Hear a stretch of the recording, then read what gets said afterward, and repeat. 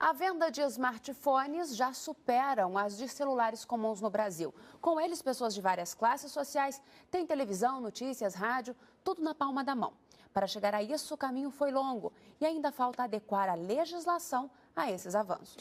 O Repórter Brasil abre agora a série Comunicação. Até a próxima terça-feira, vamos mostrar a evolução, as políticas públicas e os desafios que envolvem as comunicações no país. Das TVs em preto e branco dos anos 50, às de altíssima resolução, da imprensa de papel para a tela do computador, tecnologias cada vez mais acessíveis e conteúdos disponíveis em diferentes formatos ao alcance dos smartphones. Mas como as informações chegam às pessoas? Jornais e revistas são empresas privadas que precisam apenas registrar a matrícula em cartório. Diferente das empresas de telefonia, rádio e TV, que dependem de uma autorização do Estado para operar.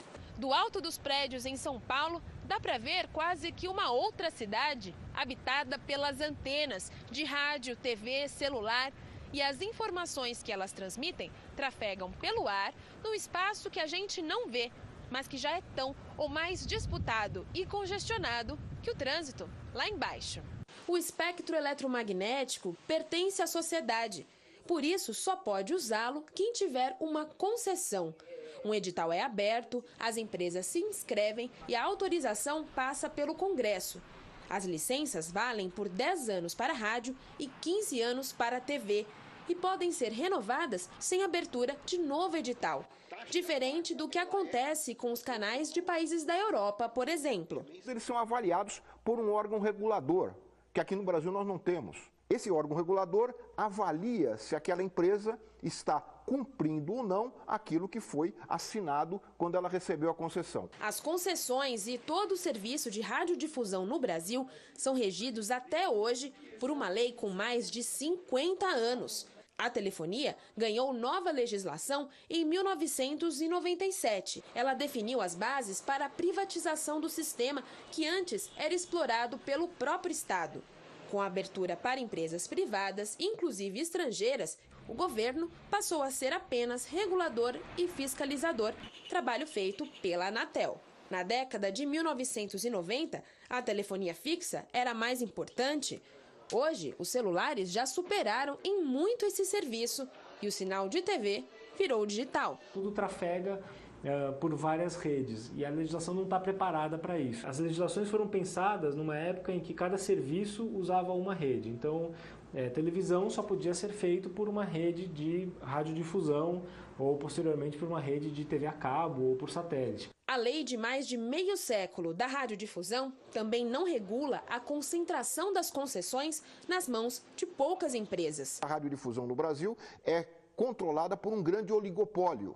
São 4 ou 5 famílias que ocupam o espectro eletromagnético. Uma grande parte dos congressistas, senadores e deputados brasileiros tem alguma coisa a ver com os interesses dos radiodifusores. Ou eles são radiodifusores diretamente, ou são prepostos dos radiodifusores. Então, qualquer iniciativa que se faça no Congresso Nacional para democratizar a comunicação, para fazer com que a Constituição brasileira venha a ser implementada, ela é bloqueada. A Constituição também determina que as concessões respeitem o espaço das emissoras estatais, que fazem a comunicação do governo, e das emissoras públicas, com programação educativa e cultural, sem anúncios. A comunicação pública, o interesse público, jornalismo independente, tem pouco espaço num ambiente regulatório em que a comunicação é tratada apenas como um negócio comercial e não como um direito de acesso de toda a população. E a internet nessa história? Com o Marco Civil aprovado em abril deste ano, esse é o ramo das comunicações com a legislação mais atual. O marco regulatório é considerado pioneiro no mundo e define a internet como serviço essencial, o que deve garantir que o cidadão não tenha que pagar a mais dependendo do tipo de conteúdo. O texto trata ainda de outras questões, mas para especialistas não há certeza sobre a criação de leis que tirem essas orientações do papel. Você precisa de lei para definir isso. Então o maior problema é a ausência de legislação e não legislações mais defasadas ou mais atualizadas. A falta de pluralidade e diversidade na comunicação social eletrônica brasileira. Sinais de que os representantes que serão escolhidos nas eleições de outubro terão um grande desafio. Na reportagem de amanhã, vamos entender como funcionam os serviços de radiodifusão no país, um bem público que pertence a todos os brasileiros.